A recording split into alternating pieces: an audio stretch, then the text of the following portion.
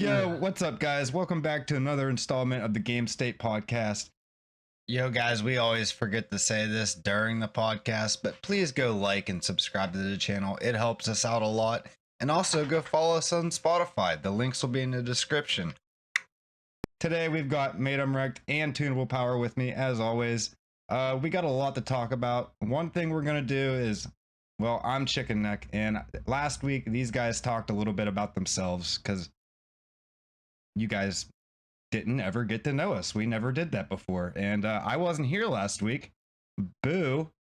So I'm going to talk about me now. I'm Chickeneck. I started content creation about 2 years ago. I stream over on Twitch as Chickeneck. I have a YouTube channel, my own personal YouTube channel, also Chickeneck.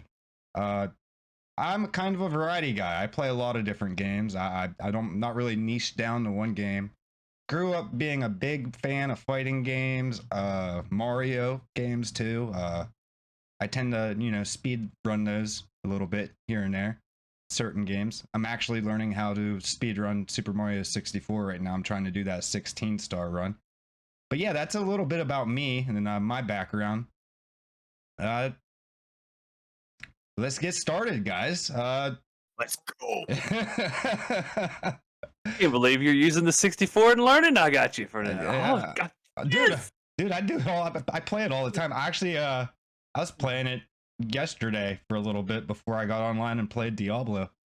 But Very nice. Speaking of Diablo, we had the developer stream happen, and they announced season 1 coming on July 20th, and a lot of the mechanics and things that are going to be in season 1.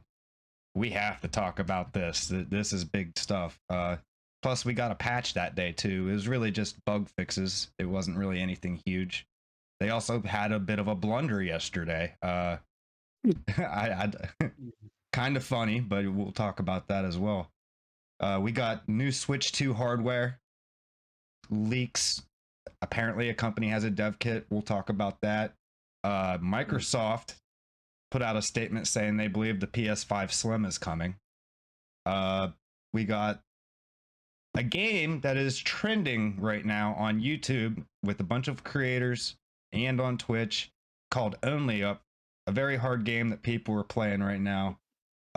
We've got a big leak from Sega, a 272-page document with a bunch of inside information, confidential emails, stuff like that from back in the 90s whenever they were in competition with Sony. We got Capcom wanting feedback for the Megaman games. They want to, change it up, I guess. I don't know. But so we got a lot to get into. We guys just want to start with the big one. Let's just start with Diablo. Let's just dive in. Yeah, it's huge anyway. Diablo is the big one. They announced season 1, July 20th. I can't fucking wait. Yeah. Of the Malignant. Malignant. There we go. Yeah. And that's going to be a cool little mechanic where certain enemies will be malignant and you'll kill them to get a heart. And then you have to, I guess, purify that heart or capture that heart. And I think you captured it, put it in this cage. yeah, yeah. And then once you capture it, another malignant that is stronger will spawn, and you have to kill that to get it caged. And then these are going to be like socketable things that are color based and have different crazy affixes on them that can really change a build, I think.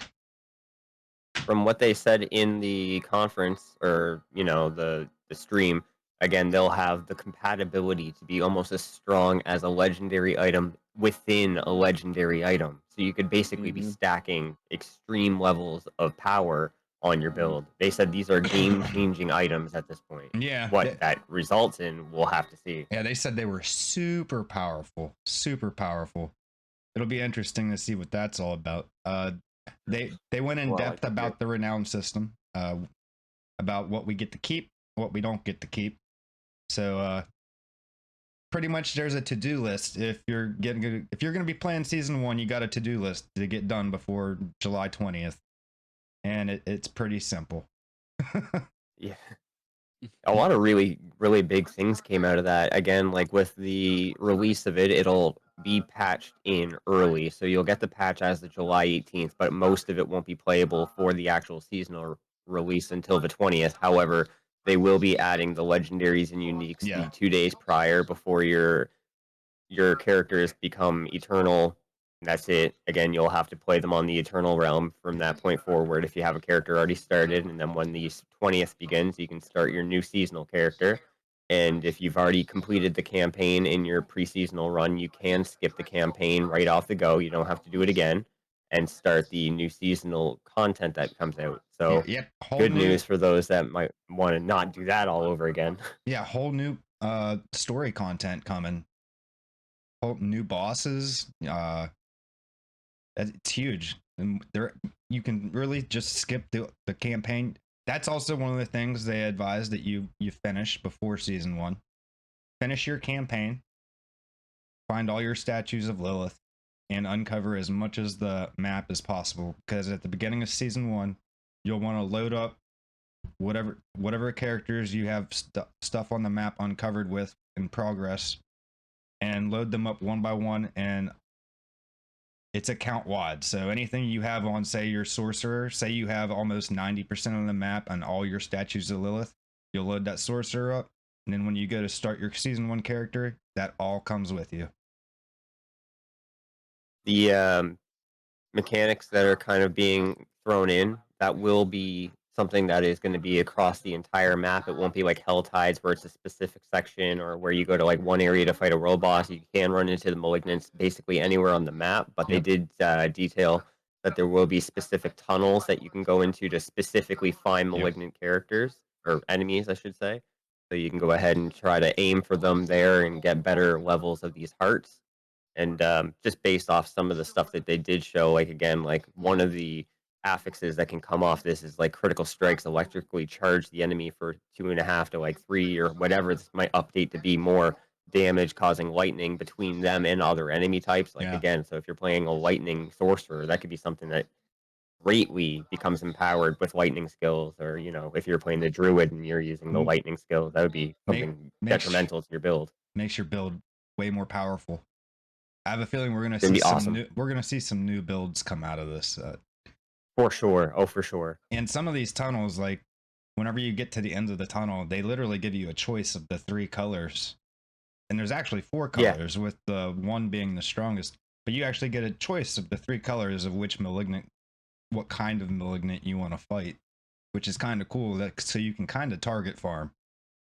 Yep. Gives you a bit of ability for technically chase items in that case. Yeah. And then there's 32 different caged heart powers that'll be available, so it won't be like you just get one of 4 things. It'll be a lot of different things that are based off these different colors, so you'll have something to aim for a little while anyway. There's also, again, the battle pass itself. The battle pass was brought out in better detail for what they're offering across the free as well as the paid sections. Obviously, with this, there's nothing there that's going to be extremely pay to win per se. A lot of it is going to be cosmetic based or title based and stuff. But at least you're still getting anything that you get from the journey itself with the chapters that are provided, kind of like Diablo 3. If you complete a chapter, you would get like a cache. Then across that, you might get like the set items at the end of the chapters when you complete them all. Seems like this kind of compromisable similarity between them. Yeah, it sounds like that's kind of what it's going at. But we had a patch at the end of that stream that they released that day. Mostly just positive bug fix, quality of life, just trying to make the game smoother for everyone. But they had a little bit of a blunder during this. And what happened is they made it so that Helltide chests had unique items now. And it was so, like, say you were going after it, say you're a druid and you were looking for a helmet, you could go in a Helltide, go to the chest that specifically drops the helmets, and there was a better chance of you getting a unique helmet from that chest. Where the problem came up is classes like Sorcerer, who don't have a unique helmet specifically for their class, the Harlequin was dropping, and in abundance.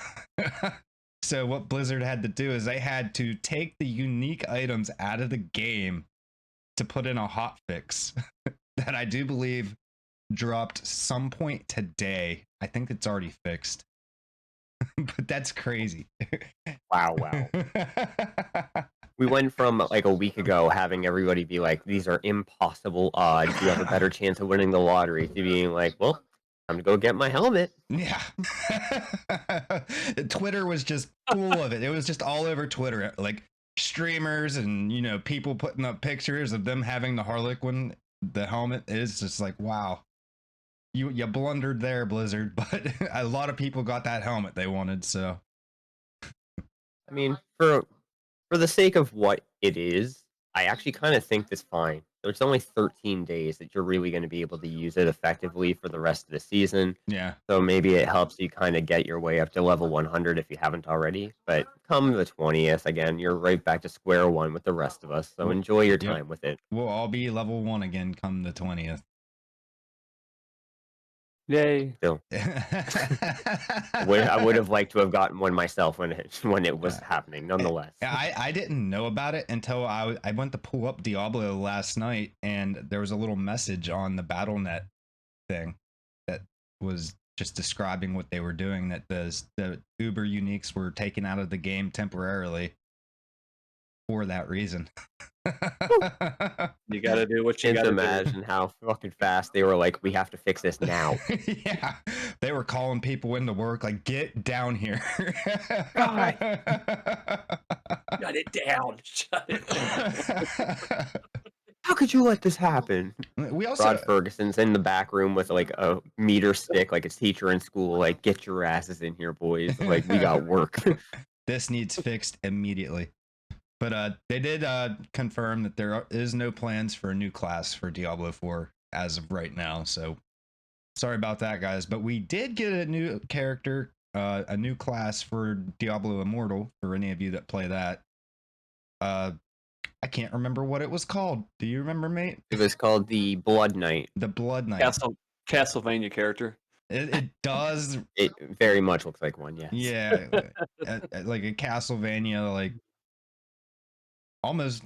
It very much looks like a vampire. Yeah. It's very vampiric. Some of its abilities looked pretty cool. I'm not gonna lie. It had some cool shit. Like it turns into blood mist and just flies across and stuff. I don't play Diablo Immortal, so I probably won't get to experience it, but I do hope they bring it over to Diablo 4. That would be cool. As far as like, that entire segment goes, I think that's really impressive from a standpoint of being like, Diablo has had a lot of character classes that have seen their way back into games across 2, 3, and 4 that have 10 years of time and be like, let's just make something new. Like I like the idea. And again, the character design in itself, the whole romantic, like Castlevania style appearance of it, and the cinematic that they provided for bringing it into the game, I thought it was really cool. I'm probably, as yourself, I don't really play the mobile version of Diablo because there is a lot of pay to win aspect to it. Yeah. But it is a really cool thing to see brought across a game that hopefully other people can enjoy. If it wasn't pay to win, I think I would play it. But there's a lot of microtransactions for like gear and stuff like that in that game. Yeah. Didn't that one guy spend like $250,000 or some dollars to get max level? Something ridiculous. Yeah. A lot of money. A lot of money. And then he couldn't even play it anymore. He couldn't even play it online anymore after that because it wouldn't even let him in with anybody because he was too powerful. Yeah, I'm not a big Sounds fan. like a really beyond first world problem. That is that's an Elon problem. But yeah, I think if we are going to get another character for 4, I don't think it's going to come anytime soon, but fingers crossed for Crusader. I want Paladin. You want Paladin? I miss being able to have Zeal from 2, where I could swing my sword 15 times in quarter of a second. Something like that was just satisfying. See, I like the Crusader on 3 because you could literally just have them hammers just circling you all the time. Super fucking fast. It was Captain America your shield and have it bounce off 40 people and come back to you. Yeah, it was so much fun. I don't really care much for the monk. The monk was a fun class, but I think I'd rather see the Crusader come back. Paladin would be cool. I think the monk was my least favorite class that has been brought across any Diablo title. Same. It's like, eh. It just wasn't satisfying, I don't think. Yeah. But that was the first new Diablo class in like 10 years. 10 years. That's insane. Finally, new class. I think we will get a new class in Diablo 4. We just don't know when. It's going to be a new one. I can feel it. Like never. We'll see. I hope. I would actually appreciate that. That'd be badass. I would like a dark version of the Crusader. Again, maybe something in line between the Paladin as well as this new kind of Blood Knight type of situation where maybe it's like a cultist that was a part of the Lilith, background and then had to change their heart somewhere, and they provide like buffs and heals to your party, but as well have like dark abilities. That'd be fun. Well, did we miss anything on that? I think we covered all of it. There will be another patch on the 18th. All the new stuff will be in the game, except you won't be able to actually start your seasonal journey till the 20th. So, Diablo 4 dev stream was a big success. Yeah, it was excellent. I think people were very happy about it. We got the Switch 2. Apparently, there's a company that has a dev kit. And there's a lot of leaks about the Switch 2 hardware dev kits being available right now. And Nintendo's... Be nice to see what comes out of that. Nintendo's not happy about it either from the looks of it. when is Nintendo happy about anything? Yeah, let's be honest. To be fair, they don't like any of their stuff leaking. Basically, whenever there's anything to do with DMCA, copyright, or leaks, yeah, they're gonna try to stay on top of that as fast as they can. Yeah, it does give us hopes though that these are just leaks and rumors, but it gives us hope that we might have a Switch 2 coming, new hardware. It's definitely. it's time. It's long overdue. I mean, we're what 6? Yeah. We're 6 years in to the Switch's life. And it wasn't like the other systems that it kind of came out alongside with. Again, like at least with the Xbox One and the PlayStation 4, they had pro versions or, mid-seasonal releases to update the graphics and the RAM capabilities. The Switch itself had the OLED edition, but it didn't really address any of these already existing issues that didn't allow it to play games that were kind of current or outcoming to be able to even be provided to that system. So hopefully in the future they have the ability to kind of keep up with them. But if they're going to go with the whole mobile release being their projected way of kind of getting people to come into it, being able to play on the go, I would say their main competition at this time is Steam Deck. If they could go a little bit beyond that and kind of give themselves some legroom, that'd be good for them. And make sure you do the backwards compatibility with a Switch, because there's people got a lot of games, and they would like to bring them with them. That is true. That is very true. But don't keep re-releasing games back onto the Switch too. Like that should be a dying thing. I hate when they do that. Yeah, don't re-release it and make me pay $60 or $70 for it again. I want to take my copy of Tears of the Kingdom, pop it into Switch 2, and play it at 60 frames per second. Yeah. That's what I want to do. It doesn't need to be 4K, but it should always be 1080p at that point. Yeah. This thing at least needs to be as powerful as the One X, Xbox One X. I ain't saying it's got to be as powerful as the Series X, but like the One X. Something around there. And it would be perfectly fine. And it'd be interesting to see like their choice on their partnership program, because again, they've usually gone with AMD for their processors and stuff. So if they do go with AMD again, AMD has had some great reaches now in technology for their graphics cards, and even their like obviously the like Ryzen background for like CPU. If they were to combine something with like a really good APU on board, they could put out a product that people would be willing to buy for another 6 years. It's got to be done sooner than later because you can't keep on pushing the Switch release over and over and over again. I think they're relying on their games coming out, and like we got Super Mario RPG coming, and yeah, I mean it looks like big year for them already. Yeah, it looks like the end of Mario Kart's coming up soon. The last 5 tracks are coming out, but I think if they announce it, I don't think it's going to be this year. I think I don't expect it for this year. No. Like soonest holiday 2024. Yeah, I was thinking maybe at the earliest, maybe spring or summer. That's what I was thinking. And then put it out close to the holidays and get those big sales like Nintendo likes to do. Maybe. But I mean, from a sales point, that makes sense to me as well. But I mean, who's going to sell a Switch better? The Easter Bunny or Santa Claus? It depends on what game's coming out for it at the time. If there's another Tears of the Kingdom coming out. Yeah, well, I doubt that. We're going to get another 3D Mario game is what will probably happen. That's, I mean, we need Odyssey too. I mean, come on. Where's it at? I've been waiting for a while. And then they've been too busy tripping on Wonder. Yeah, and then there's a big maybe for Metroid Prime 4, but I don't see that coming out upon the Switch 2's release. It'll be a few months later. No. Nick, me and you'll be 57 years old for me. It'll be the Switch. it'll be the Switch 7 before we see Metroid. I hope we're still alive before it comes out. Okay. Shit, the rate Nintendo releases new hardware, it'll be the Switch 3. Yeah, it'll be a Switch 3. Switch 3D S. All right, Bob. Moving on from that, yep, hardware dev kits are apparently leaked to be out, but Microsoft put out a statement saying that there's a PS5 Slim coming. I mean, is anybody really that surprised by that statement? Not at all.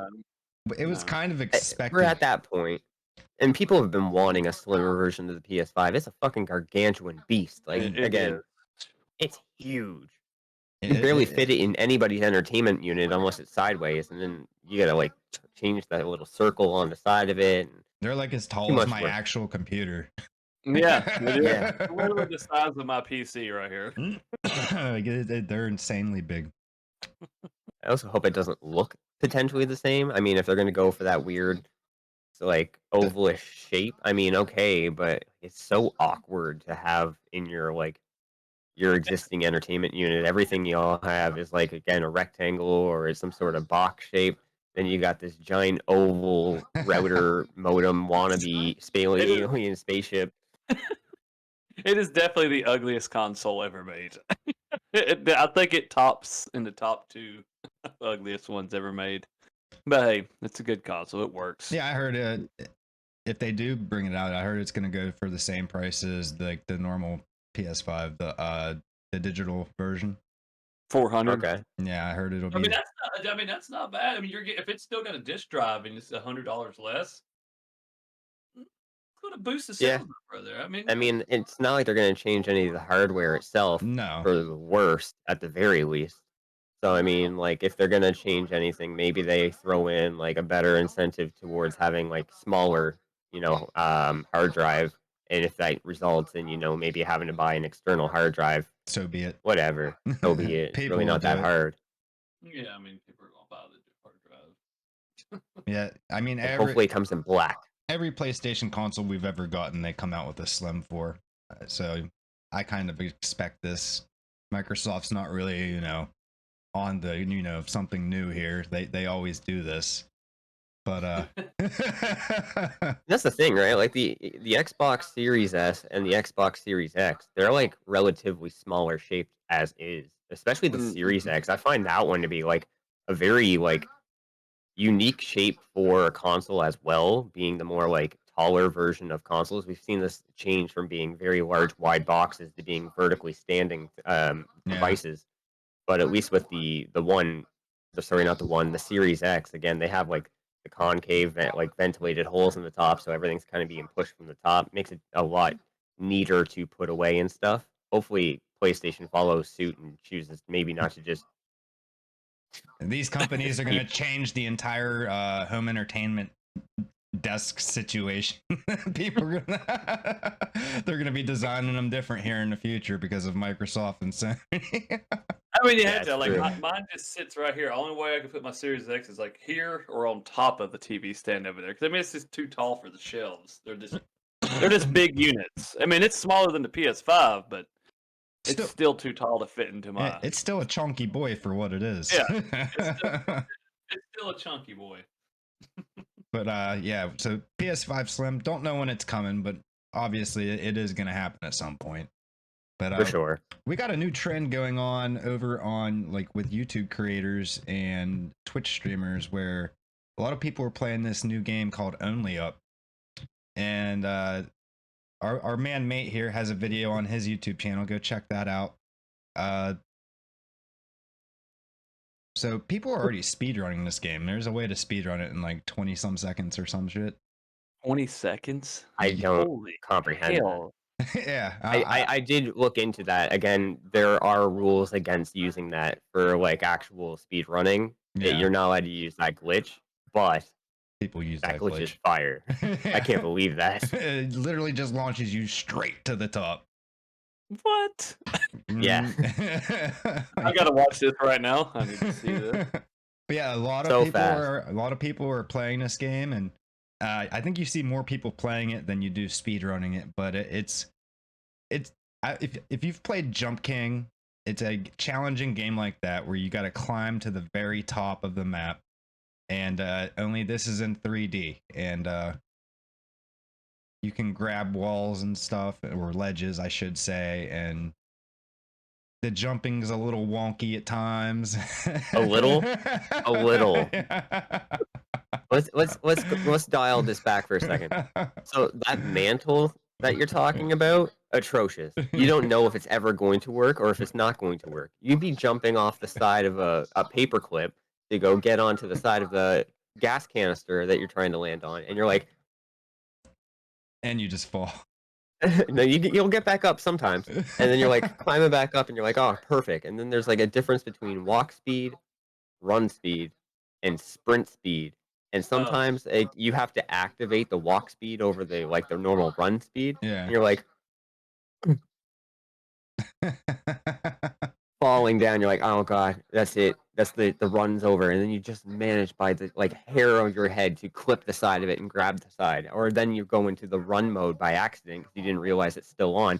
And you just launch yourself body and bones 40 feet across it. And you're like, oh, dear God. And you turn around and hope to God you're not going to fall back. Because once you're down, that's it.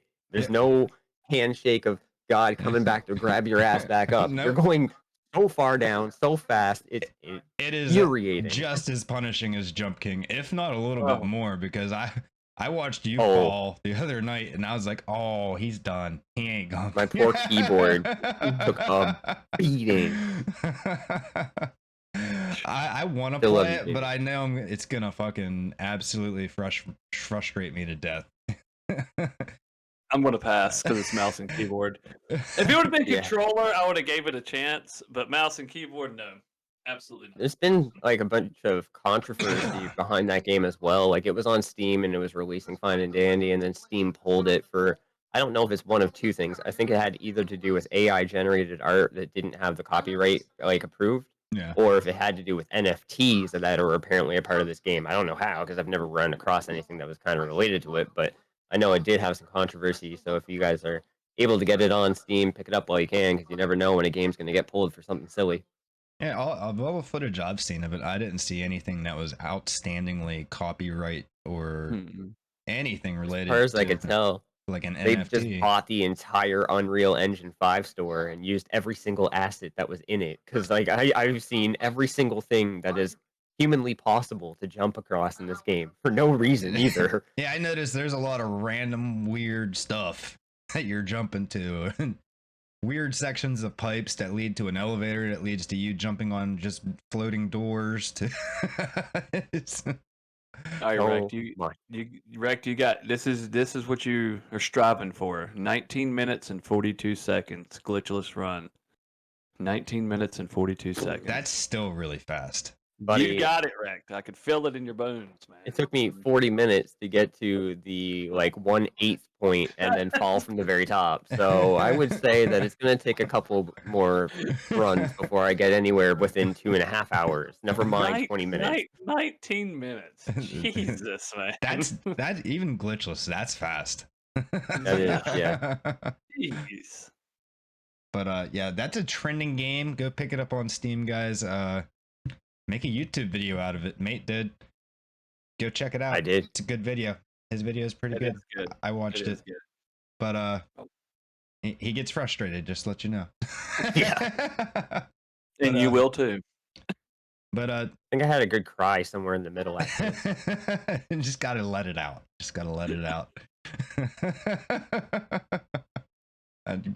Jump King made me want to fucking blow my brains out that game. I deleted that game out of my life. But we've got some other big news that happened this week. Sega had leaked a 272-page document containing insider emails, confidential emails, a bunch of like notes, statistics, stuff like that were never supposed to be released. It was all confidential stuff. There was actually an email where the CEO of the company said that they were killing it in Japan in March of '96, when really Sony was just putting them in the dirt. But it was around the time whenever it was in mid '90s, whenever Sony was in competition with Sega. And Nintendo and Sega were always competitors. Nintendo didn't have market share. They weren't the monopoly that they were at the moment. And then Sony came in and put Sega in the dirt. And there's 272 pages of just inside information that got leaked. Yeah, a lot of private information that I feel like even today Sega would not like being available. Because again, it doesn't shed them in the greatest light in a lot of those different sections. It's just embarrassing. I mean, for you to come out and say you're killing PlayStation after you just released the 32X and Sega CD and screwed over your whole fan base. In the chart that was like available within the week, they like acknowledged that they had earned like $18 million within the Saturn, and they're like, yeah, we're killing it. We're like we're heading head with Sony. Sony was at 40 million sales. Yeah, I was looking at that earlier, and I was like, they're not killing PlayStation here. PlayStation's killing them. Yeah. I mean, you got to think it's Sony, man. I mean, the fan base of Sony back then was Astro. Did you have a Sony Walkman? Did you have a Sony TV? Everybody did. So when the PlayStation came out, everybody bought it. Oh yeah, of course. It came out with it came out with a crazy array of titles too. The PS1. Freaking Crash Bandicoot was amazing. Freaking loved that game when it came out. Not at first. Not at first, but again, it ended up having analog sticks. That was enough for a lot of people to be like, "Holy shit, I'm gonna play that." This D-pad shit, I'm over it. Dude, 3D games with the D-pad is atrocious. I mean, it's rough. Hard to control your character when you have to use a D-pad in a 3D game. I do it all the time on these retro games. It gets a little sloppy. I'm sitting here like, yeah, it's hard to see that again. And now, like Sony, or not Sony, well, I mean Sony as well, to see where Sega and Sony stand as a today's standpoint here in 2023. Sega is like really scraping to keep their IPs alive. If they didn't have Sonic, man, like they would be hurting these days. Sonic has been their poster boy. Series. Yeah, even Microsoft was like, Sega, just let us Yakuza series. Microsoft was like, Sega, just let us buy you.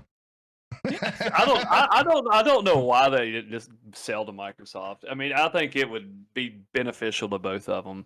I mean, if I'm being honest, this might push them to kind of lean towards that. Having something like this and come out in such a negative light, they might be like, okay, well, actually, if you guys still want to do your deal. I mean, in all reality, that's why Activision Blizzard's selling to them, because they had all that negativity in how they were treating their employees. They don't know how to get over it. So the way they're getting over it is like, hey, buy us.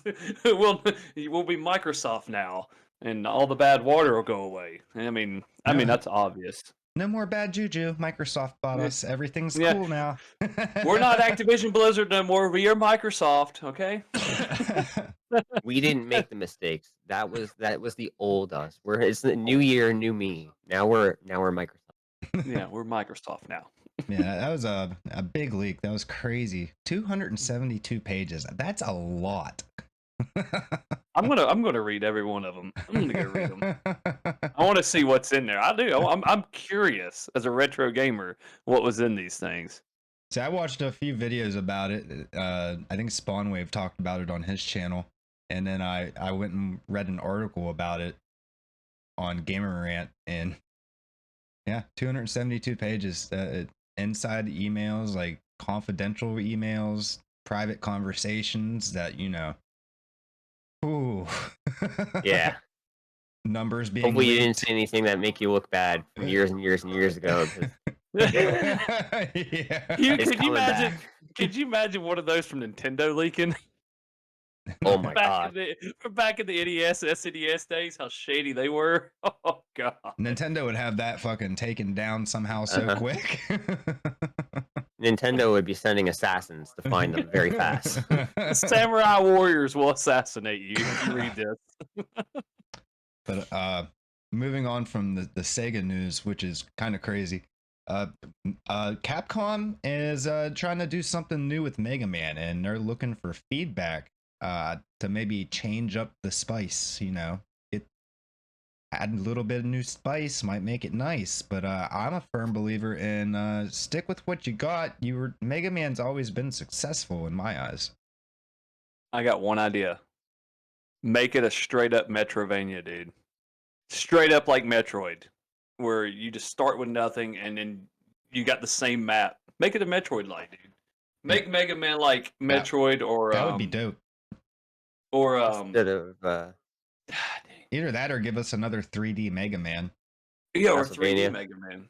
Yeah. Because is that what you were trying to say? No, not Castlevania. There's a Ori and the Blind Forest style. Metroidvania. Something like that. Metroidvania. Metroidvania. Yeah. God, that would be so fucking good, man. Yeah, have your different power-ups all over the map. Oh yes, and you gotta find them. Instead of having to choose a level, that'd be fun. Yeah. And the power-ups, or you get them by beating one of the robot bosses. Oh.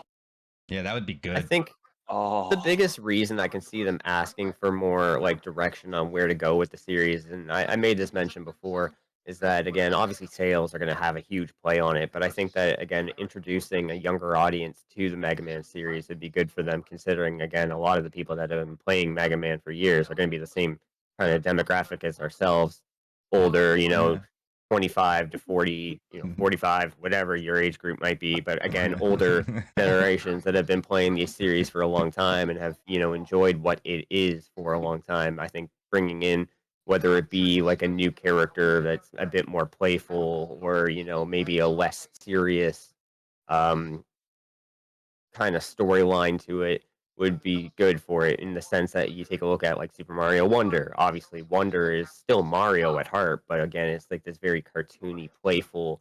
The characters are happy and everything's kind of very different for a Mario title. If they were to do something like that, I could see that kind of introducing a new audience and then bringing them up through Mega Man and having them be able to play the collection after being introduced to at least just one introductory title that's a bit more useful in its own way. There used to be a Mega Man cartoon back when we were kids. Mm-hmm. Yeah, it was great. As long as it's not Mega Man 64, I don't really see what they could do wrong with it. Oh man! Oh come on! You don't like? Come on, man! I don't get me wrong. Like, Mega Man's a great game, and 64 isn't like the worst title that's come out, but like, it wasn't great. And are you talking about Mega Man Legends? That one? Mega Man 64. Mega Man 64. It's kind of like Castlevania 64 was. So they made everything look like that. I'm thinking of a different game then.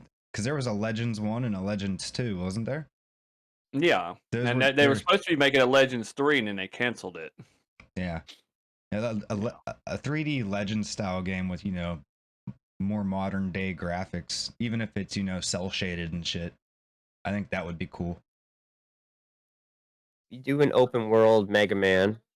Again, I still think that that could work as well. Then you could have more of the bosses leading towards less always be an attack thing. Maybe you have main overworld bosses that give you the main attacks, but you could have mini bosses that give you traversal stuff so you could conquer distance across the world easier. That'd be fun too. Yeah, I'd be about that. I like the idea of the Metroidvania style too. That would be cool as well. Yeah, I a would, lot they could do with it. It's a great series. yeah, have it, cell shaded, and put it in a 2D style, make it a Metroidvania. That could be awesome. Probably wouldn't appeal to what you were talking about, the younger audience. Oh no. But I could see them But going. they're looking for the, ideas, and they don't need one; they need a lot. Yeah. Bunch of ideas. And you never know, they might not even use any of the ideas people submit to them. They might just go with the tried and true. They could. Mega Man 11 was good. I beat it, and it was a good game. Yeah, I didn't play all of Mega Man 11. I played the demo, but I did have fun with the demo when I played it. They could just make a bunch of different Mega Man games all at once. Mega Man card game, the Mega Man open world game, Mega Man Metroidvania game. We're 5 Mega Mans this year. Just do like the Kirby's All Stars on the SNES. Just make like 6 different Mega Man games and throw it on there. Whatever one's successful, that's the new game plan going forward. Yeah. The others don't get sequels. This one does. We'll hash it out. Isn't that the Sonic way of doing things? Pretty much. That's what Sonic does. Yeah. Yeah, Mega Man. Capcom's looking for feedback for Mega Man, so it'll be interesting to see what people will come up with and what they actually use and where they go from this point forward with the Mega Man series and what we'll get next. But we're gonna get ready and close this up with the game deals of the week. Yeah. What is that? I have no idea. No idea. Could have been this. It could have been this right here. But, just look into my eyes. But I'll go first, guys. I'm actually not. I didn't pick a Nintendo game this week. It's not on the Nintendo eShop. It's on Steam. This week, my deal is going to be on Steam. You can pick up Hollow Knight for 50% off for only $7.49. If you're a fan of Metroidvania style games, kind of like how we were talking about Mega Man, and that coming to Mega Man, you're going to love this because it's a challenging Metroidvania. It's going to put you to the test. The entire game was made by a very small indie developer, and everything in it is hand-drawn, and it is absolutely gorgeous. It's definitely worth a playthrough. It's a beautiful game, but like I said, it's tough, and it has a little bit of a Dark Souls element to where if you die, you'll lose all of your shards or whatever, your souls or what, I forget what they're called. I haven't played it in a while, and you have to go back and retrieve them. And if you die again before you retrieve them, they're gone for good. But it's definitely a challenging game. It's not your easiest Metroidvania out there, but it's definitely worth a playthrough. It's $7.49 on Steam right now. Definitely go check that out. I'm gonna follow suit. So for my game of the week, I also picked out a Metroidvania style game. It is called Grime, and currently you can get it for free on Epic Game Store until July 13th, and I highly suggest grabbing it while you can before it returns to its regular price of $28.99. So you go ahead and play this title, and it feels very much like Dark Souls meets Castlevania, and then the title that came out, Scorn, somewhere in the middle. It's very, very surreal and has weapons that are made of living creatures that mutate during form, and then you play this kind of like weird, creepy, crawly, dark creature, and it has like various swords or centipede whips. You get unique skill progression by hunting down and absorbing these challenging monsters to improve your skills.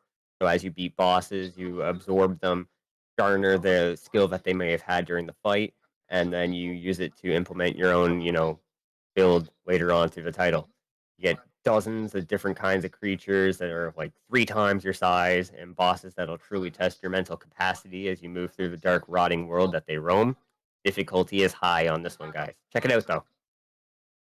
Very And nice. and I'm going to follow suit. Oh, we It's all not a Nintendo or an Xbox we this all week. got It is Steam on games this Steam. week. It is on Steam Guys, also. it's Steam Week. It is Steam week. Download Steam if you hadn't already got it. But it is a family-friendly kind of spouse game that you want to play on like a Saturday night. It's called It Takes Two. It is on sale 60% off for $15.99. I had to throw that out there. They're going to laugh. But no, it's an awesome game where you have to have 2 people, and you work together to figure out challenging puzzles. And the storyline to it's what's the best part about it. It is about a couple that is about to get a divorce, and their kid makes a wish, and the adults turn into these little doll figurines, and they work together with this vacuum cleaner guy that's like challenging them and all that. And at the end, you come together, and it's a beautiful story. And if you got a significant other or a best friend that you want to have a challenging time together, pick it up. It's an awesome game. Hell yeah. Beautiful. I've seen a lot of people play It Takes Two. It looks like a fun game. It is. Me and my wife, she gave up though at about the 4th boss. It got too hard, and she was like, "I'm done." After she cussed me out like 5 or 6 times. Oh wow. But well, guys, we're all looking forward to season 1 of Diablo. We had Big time. some leaks this week. The PS5 Slim, the only uptrend, Megaman wanting feedback. Not much happened, but We made it work. We scrapped together the best. We always find stuff to talk about, but that's going to be it for this week's episode of the Game State Podcast, guys. As always, I'm Chickeneck. That's Made on Rec. That's Tuneablepower, and we will see you next week. Peace.